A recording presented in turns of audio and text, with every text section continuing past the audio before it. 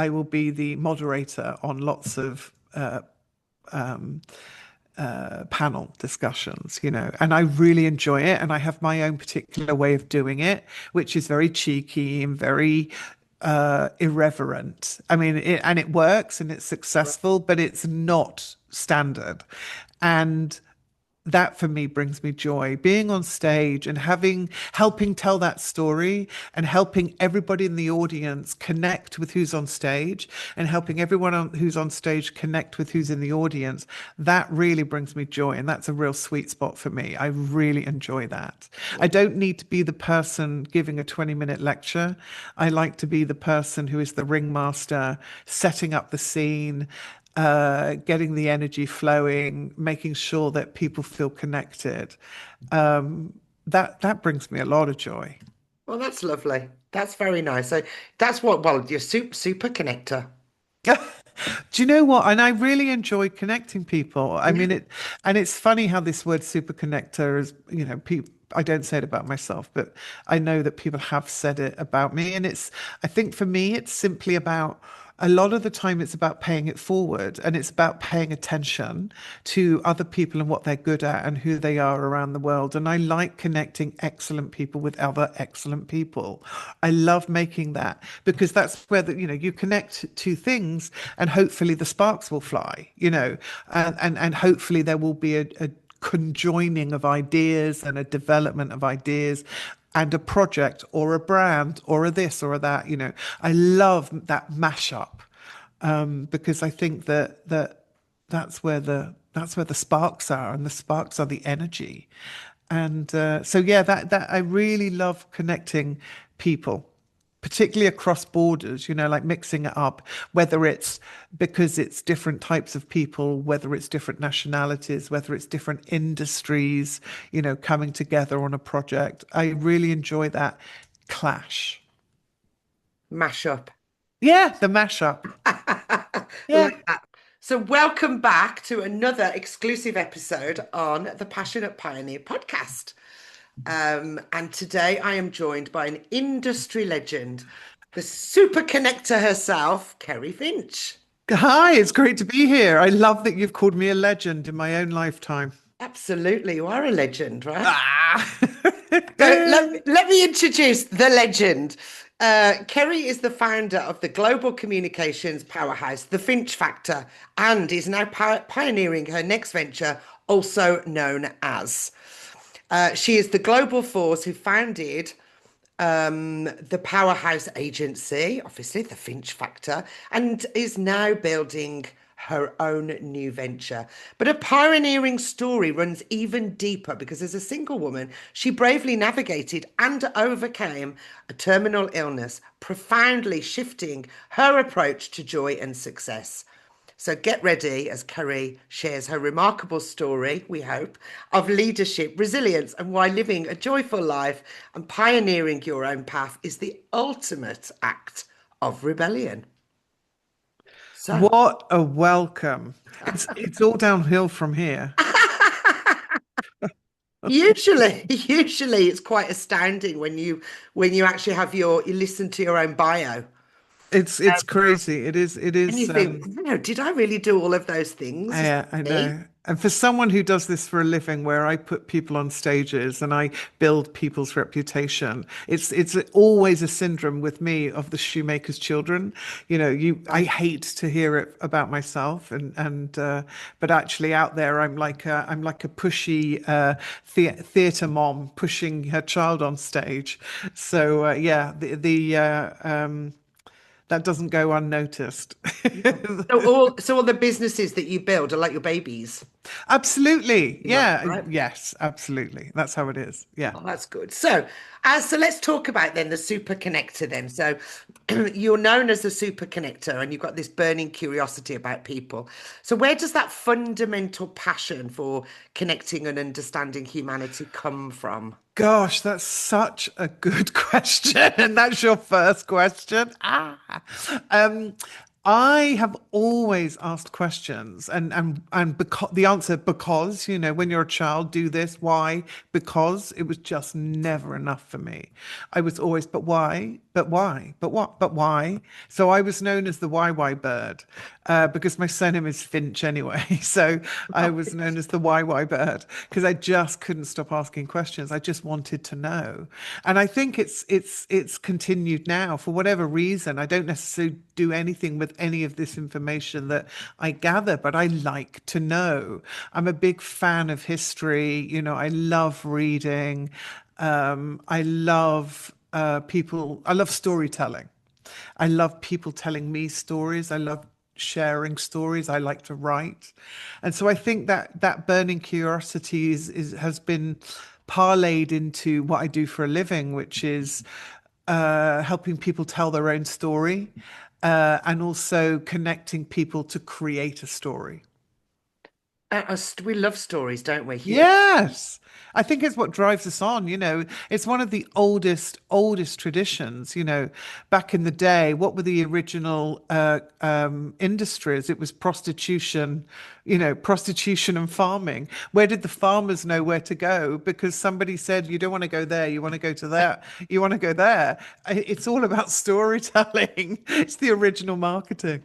Word Yeah, of mouth, word of yeah, mouth. Yeah. absolutely word of mouth. Yeah, the first time I realized that as a um when I started my entrepreneurial journey was it is about the stories, who Yeah. are you? What's your story? What have you got to, because selling is just selling, but if it comes with a story, people buy from people, Absolutely. I absolutely right? believe that. Yeah. And that's why cold calling can be so scary for people when they land in it as a sales job, out of university or out of college or out of school.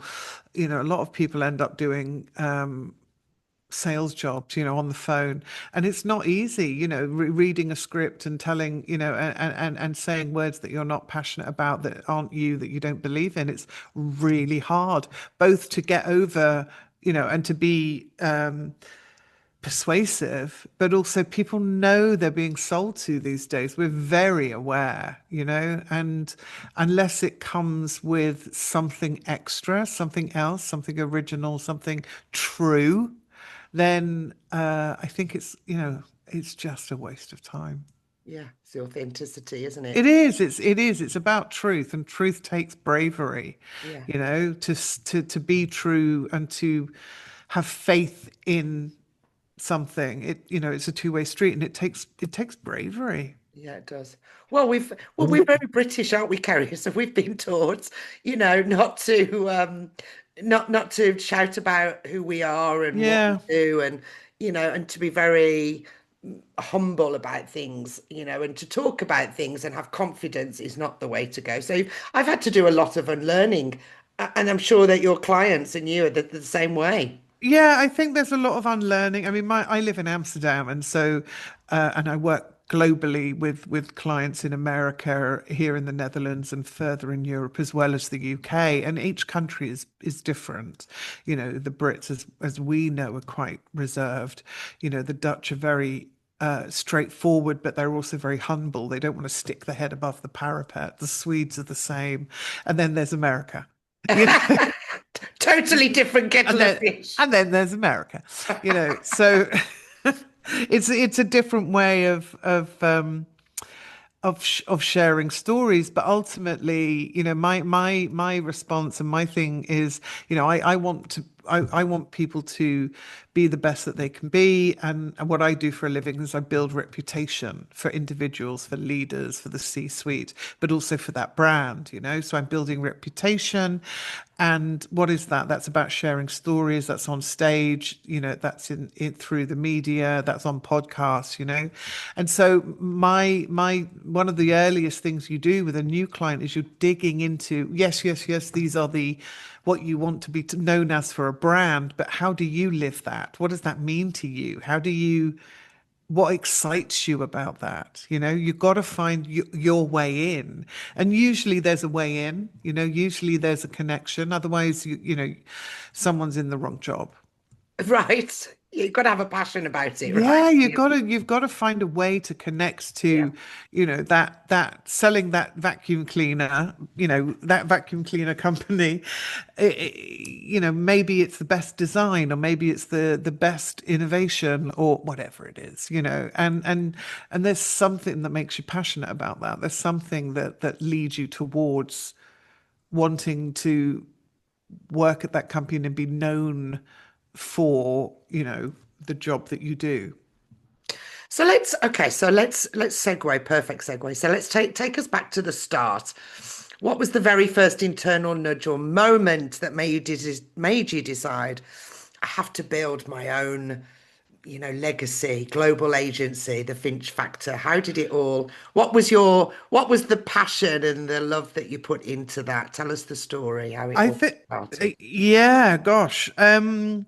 I was working in PR and living in London, and just it all felt a bit too corporate, a bit too dry. I couldn't bear commuting on the tube and every single day, and it all felt a bit soul destroying. I just realized looking back that I was in the wrong company, and I took a freelance job in Amsterdam. Um, Purely for a 3 month adventure, while I think about what else I'm going to do and how I get out of PR. And actually, I fell in love with living abroad, living as as a foreigner. I think everybody should live as a foreigner for at least 1 year, because you learn so much about your own country. You learn so much about your place in the world and your country's place in the world, and you learn a lot about yourself. And that 3 month contract turned into, I've been in Amsterdam now for 25 years. So the longest 3 months of my life. Right. But I ended up in working with a very, very creative global advertising agency called Wyden and Kennedy. And I became their very first their very first PR director that they'd ever had globally. And that meant that I was discovering the creative industry. I was discovering what it meant to work in marketing and communications from a different perspective. So I felt like that was a real pivot for me. I was still working in communications, but it was from a different, perspective. I was building the brand of Wyden and Kennedy whilst they were also working with Coca-Cola and Heineken and Nike and all those global brands. So it was really fun and really interesting. And it got to a point where after 4 years, I just felt like I'd been there, done that, and I wanted to work for myself. Because throughout my career, I've always felt trapped being employed. I'm actually working for 4 years with this ad agency was the longest I'd ever stayed in one company, because I always had itchy feet previously. I just hadn't found my niche, I think. And then I realized that I'd found my niche. It was Europe, it was communications, the creative industry, with tech innovation. And so I set up my own thing, and it was very organic. I didn't really mean to. I left the company and went freelance, but immediately was fortunately very much in demand. And one thing led to another. And suddenly you look back and you find that you've got a company, and, and, it just was very organic. My move was very organic because I didn't mean to move to Amsterdam. I happened to be there for 3 months and it got extended. My setting up a company was very organic because I took some freelance work, and then I needed more people to work with me in order to get these jobs done. And so it grew. And I think that came from seeing my parents with their own business. They ran an antique shop and, worked for themselves. And just knowing that was very normal, to run your own company. And just one thing leads to another, leads to another. It was always very organic growth. And I ended up with an office in Amsterdam, one in London, and one in Los Angeles. Nice. Yeah, I like that, the fact that it was organic for you. And I mean, you said, oh, there's coincidence, but there's no such thing as coincidence, right? It's all synchronicity. It was It's all meant very to much be. yeah, it's Mm. synchronicity. I think that I think luck is a weird word. I don't think people are usually, these kind of things with your career, it's not luck. I think it's about being fortunate and creating your own synchronicity. Creating your own ability to be in the right place at the right time. Well, and also following the path. I mean, also just following the next step and the next step, Yeah, and and it believing, just and I think, unfolds. yeah, and I think a lot of that is about trust. You have to trust in yourself. And I didn't mean, I had no golden plan. I never did a business plan back in the day. It was very organic growth. And, rightly or wrongly, there are very many different ways of launching a company and building a business. But for me, I didn't really question whether I was doing the right thing, even though I actually did it in a recession. It was during a recession that I actually set up my own company, and I think that lack of awareness in one sense, and that blind belief in another that I can do this made it possible. And I think that, too often we question ourselves and throw rocks in the road ourselves that prevent ourselves from going forwards, that prevent ourselves from going quicker, that prevent ourselves from doing what we should be doing or could be doing. And I do it. I've done it and I do it. But I do think that I've learned quite a number of lessons along the way, and that hopefully I do it, fewer times. So your work has always been about positioning leaders to become thought pioneers, Yeah, but right? yeah, exactly. I work with a lot of people who set up their own companies, and in digital creativity, in digital production, in creative businesses like ad agencies or design bureaus, but also brands, people who might have a startup which is building a new brand. And so I help them to step into their own light, basically, and be as polished and as successful as they can be. And that doesn't mean changing them into somebody they're not. It just means being the best version of themselves in order to help their company grow. Right. Yeah, I like the word pioneer. I would never And have thought, and I would never have called myself a pioneer. And I would never have, when I started my business, I never would have thought I would have done a podcast or anything. And these things just evolved. yeah, I'm not sure. I don't think I have ever called myself a pioneer either. I do have certain clients who have been incredibly pioneering and breakthrough in terms of, what's happening in AI in the world. I have one client who is one of the OGs of AI and, works globally with major brands on what's next in the AI industry, and they are a pioneer, and for me that means you're at the coalface. You're digging at the coalface. You're extracting the gold or the ore or the, whatever it is that you're the jewels, the whatever it is that you're finding in order to go forward. But people that, who are really at the coalface, and I don't know, I don't think I'm a particularly a pioneer, but I know that my clients are. Yeah, very much so. And I help them become pioneers. Yeah. Yeah. Yeah. For me, it's all about passion. Obviously, It is. pioneer, passion and joy. Yeah. And I help people to find that because Yes. many people don't know what's joy for you. What do you mean? They just have Yeah. no idea. What are you passionate about? What brings you joy? And most people can't give you an answer these days. Really I'm lost. thinking very hard now about what brings me joy. Thinking, oh my God, she's going to ask me, and I don't know the answer. So, Kerry, what Yeah. brings you just Oh without God, joking? laughing. Anybody Right. that knows me knows that, because I do a lot of work on stage as well. In that, that sounds weird. What I mean is, I'm a host of a lot of conferences, and Right. I will be the moderator on lots of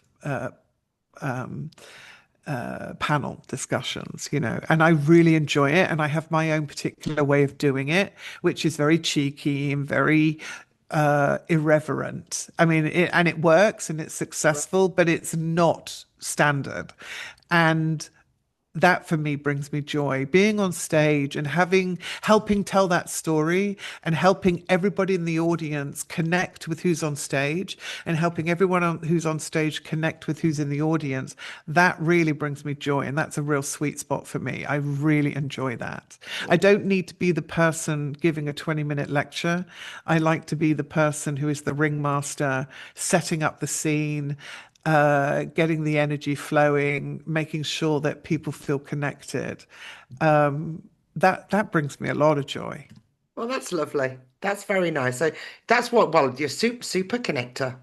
Do you know what? And I really enjoy connecting people. I Yeah. mean, and it's funny how this word super connector is, people, I don't say it about myself, but I know that people have said it about me. And I think for me, it's simply about, a lot of the time it's about paying it forward and it's about paying attention to other people and what they're good at and who they are around the world. And I like connecting excellent people with other excellent people. I love making that because that's where you connect two things and hopefully the sparks will fly, and hopefully there will be a conjoining of ideas and a development of ideas and a project or a brand or a this or a that. I love that mashup, because I think that's where the sparks are, and the sparks are the energy. And so yeah, that I really love connecting people, particularly across borders, like mixing it up, whether it's because it's different types of people, whether it's different nationalities, whether it's different industries, coming together on a project. I really enjoy that clash. Mash up. Yeah, the mashup. I Yeah, like that. I like that expression, the mash up. Yeah. yeah, But I can see why. I can see why, because I can see the joy in your face when you're talking about it. yeah. I really love it. It's, uh, you That's an know, I, indicator. That's a big yeah, and indicator, isn't it? yeah, and just this morning for no reason, nobody asked me to do it, but I'm putting together a panel discussion, and because I like giving people the opportunity to be on stage, and that stage can be in front of 50 people or it can be in front of 1,500 people. This one is one down the smaller end, but it's because I like learning myself as well. I like hearing what people have to say. I like people telling me their stories, and so I like to put an event together where 4 people are on stage and I'm the moderator, and we get a mix up of 4 different types of people from 4 different industries, and have a common theme, and get people talking. I just and I'm not doing it for any particular reason other than I'm curious. Hi, I just wanted to pop on here just to say thank you so much for being here, watching this video, and supporting my channel. It is my honor to bring you these stories from these incredible women who are passionate about their lives and have alchemized their spiritual awakening journeys from service to self to service to others. If you would like to be part of my Passionista community, just grab a free copy of my workbook, which you'll find a link below. It's called Your Passionista Journey Starts Here. And start making those small changes to your life that you need right now. Thank you again for being here. Love you to subscribe and hit the notification button so that you know when all the new weekly episodes are live. Thanks again, Passionista. Much love and joy. Now let's get back to the interview. Nice. Very nice. Okay. So before we talk about this exciting new venture, also known as, can we Yeah. just touch on the topic of the when you faced a terminal illness in your life, when you were building this global business? Yeah, And sure. can what was talk us through that experience and how you overcame it and how it impacted your life and business? It's well, there are a few different moments of near-death experience is a really big thing to say, but a few different moments. And so many of us have something wrong with our health. Most people do as we get older. It's normal, but we don't usually know what it is about each other. A lot of people, being a Brit, I kept it very much hidden. I have this really rare, very complicated blood condition, and it gives off certain I have certain side effects which put me in hospital. And most of the time, as a Brit coming up, in my 20s and 30s, I wouldn't tell people about it because I didn't want to be seen as weak. I didn't want to be seen as, I'm taking a day off because I'm lazy. No, I'm taking a day off because I'm sick, but I didn't want people to always know this. And so, of course, you push yourself too much and you work hard and you push through it, and it's absolutely not the thing to do. And I had a huge, 1 year burnout about 3 years ago, which basically was the culmination of all these different things, all these different illnesses, and just stopped me in my tracks. But to go back, I have this very rare blood condition, and I set up my own company really because I didn't want to have to take contracts, be an employee, and actually I can only work 4 days a week, and that was because one day a week I just needed to be in bed and chill because I wasn't well. So I just set up my own company, and had people around me, because if I was off sick, other people could pick up the slack and do the work. And I've had a lot of stuff go wrong. And I think that what happens when you have something going on in your health, your life triangulates. You have your personal life, you have your professional life, and then you have your health.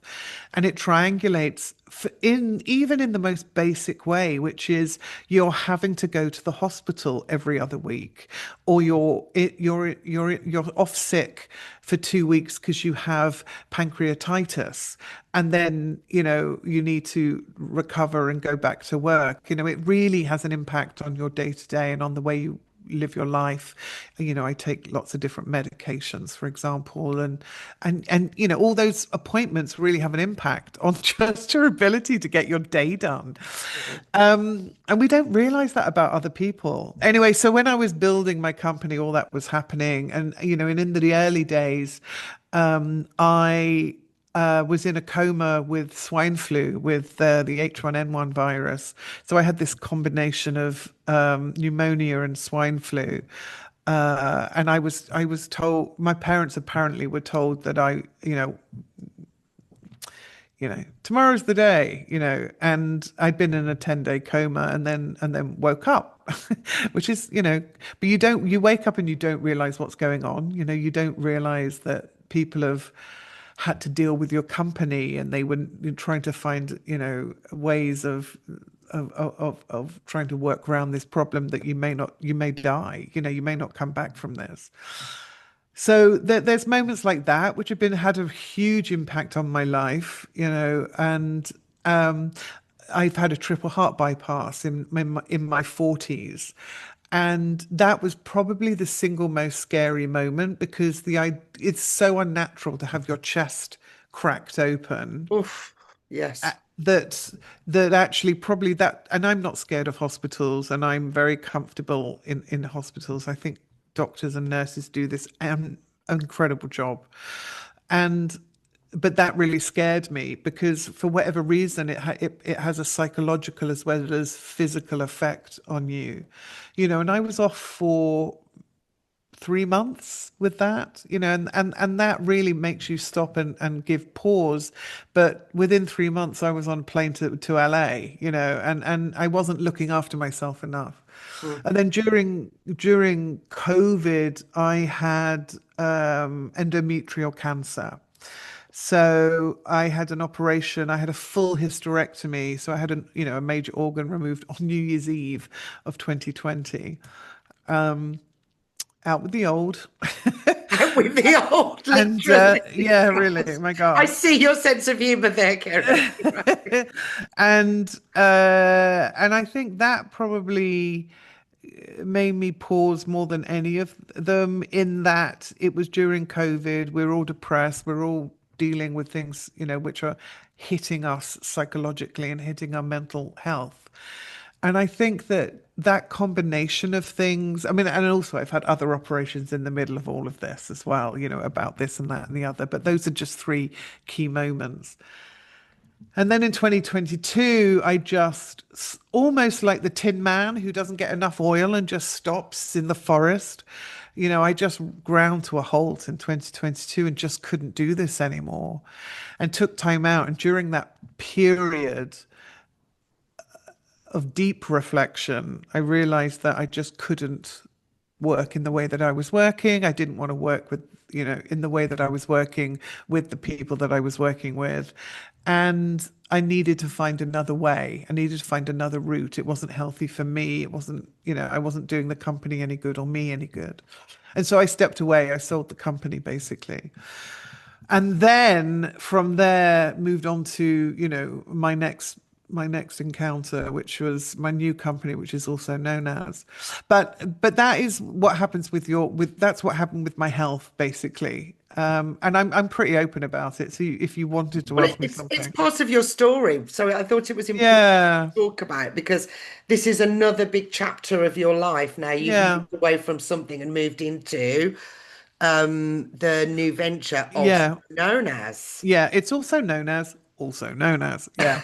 And we called it that. So my two business partners in the States, in New York and San Diego, we called it that because we all also have other companies, So in Europe, I also work with the Finch Factor, but in globally and in America in particular, we work as also known as, and that's about reputation building for brands and leaders. It's about positioning of brands, particularly creative brands, and it's about thought leadership. It's really about thought leadership, about getting people in the media, but mainly getting people on stages, getting people to raise their game on LinkedIn, for example. Oh, very good. Yeah, so that's Yeah, got to do with yeah, the social media is very overwhelming, especially for businesses. There are yeah, just so many, aren't there? There's so many different outlets. yeah. And, do you go on all of them? Do you just choose one? Do you, you've got to find where your audience are. Yeah, absolutely. Sorry, I talked about my cat before we started, and he's now started pole dancing with the ring light. So if everything goes sideways, you'll know like that, but you'll know why. It's all live, folks. It's all live. It's it's all real. It's all real. You're gonna have to ask me again. I'm so sorry. I was concentrating on what my cat was, trying to That's all right. break. No, you were just talking about, LinkedIn and the different social. So we're Yes. talking about social media. So, how do you do that? Because it is overwhelming for businesses and It is. entrepreneurs. It is really overwhelming, and it very much depends on what your industry is. I specialize, as I've said, in the creative industry. So, with advertising agencies and design companies and film production companies, but also with brands who work with in-house creative departments and agencies. Like the Coca-Colas, the Coinbases, the Heinekens of the world, and it is, but a lot of people, if you're an individual and you're looking to build your business, LinkedIn is a really brilliant place to start. Particularly if it's a B2B endeavor, because I'm constantly on LinkedIn. I don't know about you, but I'm constantly on LinkedIn. I like to read what's going on. I like to see what people are doing. And that's the first place I go when I want to check someone out. And if your LinkedIn information isn't up to date and engaging, then you're already doing yourself a disservice. Get that sorted, or get someone like me to sort it for you. Right. But you can do that yourself, and post comments, and get involved in a conversation, in a comment thread with somebody. Post about what you're doing. Have some engaging content there. If your endeavor is more visual, It could be that LinkedIn's the place. Sorry, it could be that Instagram is the place for you. And it doesn't have to be. Oh my God, how do I get into the Guardian, the Daily Mail, whatever it happens to be. Sometimes it's more important that you are on podcasts, that you are at events, that you're standing on stage. I really believe in the power of live events in order to build community and to draw people's attention to your brand. So you could set up your own event. It could be for 25 people, where you're gathering people together to make contact and communicate and either share knowledge as a networking event in a cafe, or maybe somewhere's got a bit of space that they don't mind lending you, and for people start talking about you set up a theme, a narrative where and you invite 50 people along. Start somewhere, but just start, move forward. And I think people are scared by it, and I think people don't want to feel stupid, and they don't want to look stupid. And so that's part of what we do as well. I help people understand how to be confident, and I help people to understand what's important, and I help people to understand what makes a story. Because often, small businesses and major global corporations can be guilty of well, this is what's important. This is what we do for a living. And I'm like, no one gives a damn that you sell blue widgets. What's interesting is that your mother invented that blue widget. Let's tell that story. Yeah. So that's where we all need some help, is in digging out the gold.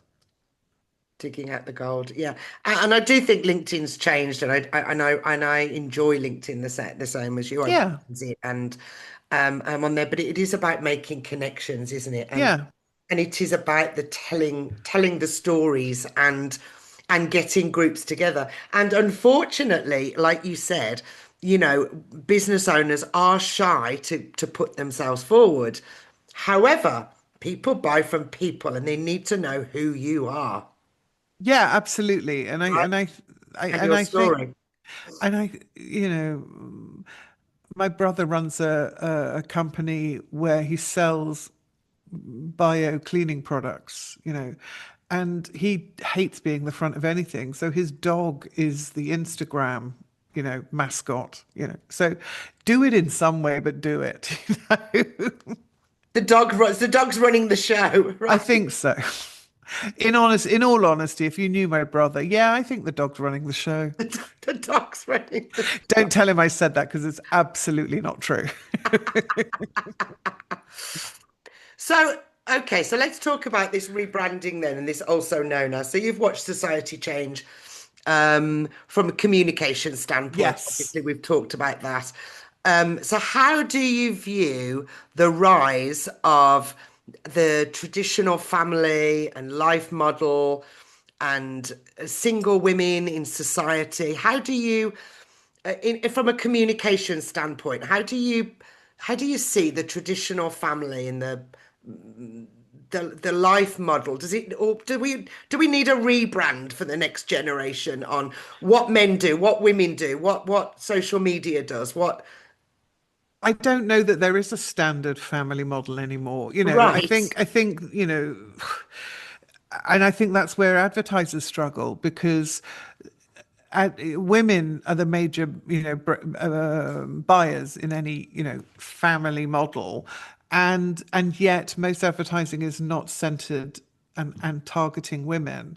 But I do think, God, society's completely changed, and I think you can see that in your standard adverts on TV. There are many more mixed families, and absolutely so should there be. I think diversity and equity is a huge issue, particularly in the States right now, where there's a lot of rollback on perfectly decent, programs, are being rolled back by major corporations, which is dreadful due to, governmental pressure. But I think that we need to to give space to women of all ages, and when I say that, I really do mean older women as well, because we are wise women, and everything doesn't have to be for the 23-year-old, it just doesn't. And there needs to be a space for the older, wiser woman, because we have so much to give. Yeah. I think it's incredible, actually, how many business women owners that I know that started their business in their 40s, their 50s. Yeah. And I do think it's a bit And of a it takes a lot of courage. You have no idea how it, much courage it takes at that age to quit your day job and start an entrepreneurial journey. if you've never done that before, then yes, it takes a huge amount of courage, because you don't know what you're getting into. But it's interesting that it even happens in the first place. Why is that happening? Yeah, I yeah. think a lot of it is about, we want different things from how we were brought up. You know, Perhaps we were of an age where we were brought up one way, and actually we're seeing a change in society, and it's not reflecting how we were brought up and what we've been doing for the last, whatever, 20 years in business, as professionally. So, and also I think people, we all want to be happy. We all want to succeed and be happy, and success has many, many different faces. You need to, as first thing I ask my clients, what does success look like? Because it might be that they want to go to the moon, and it might be that they want to admire the flowers in the garden, and both are perfectly decent caliber, perfectly decent Individual, individual. indicators of success, and one might be, well, we can certainly do better than that, and one might be, well, we're never going to get there, but whatever, it's you want to, why not have an outrageous dream and go for it? Why not? And I really applaud that. And I think a lot of it is to do with, we want to be happy. We've grown up in one way, and society changes very fast, and we want to embrace. I mean, embracing radical change is really important. Seize the moment, seize the day. And I think particularly as women, when we can often have a huge amount of imposter syndrome, and we can have a huge amount of